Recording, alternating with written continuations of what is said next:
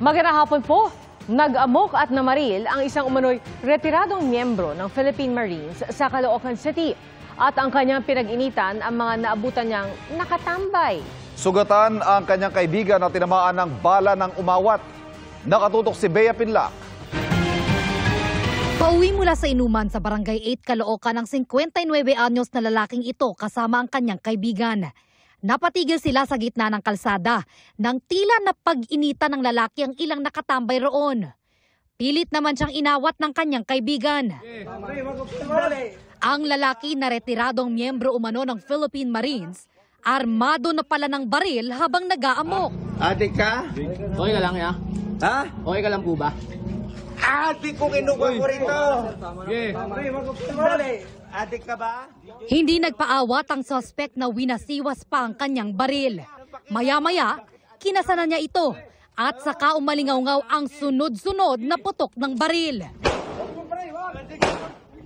Nagtakbuhan ang ilang nakaalitan ng suspect pati ang kanyang kaibigan. Muli pang nagpaputok ng baril ang suspect. Nadaanan niya itong mga kabataan na ito na kumakain sa isang karinderya. At sinita niya ito. At ang sabi niya ay napagkamalan niya daw po itong mga adik. So nasagot siya ng isa sa isang kabataan. At yung pong dahilan upang bumunot ng baril itong suspect natin at bigla na lang po silang pinutukan. Dinala sa ospital ang kaibigan ng suspect na umawat sa kanya matapos itong tamaan. Tinamaan po sa hita. Daplis lang naman ho ito kaya pinauwi rin po siya sa bahay.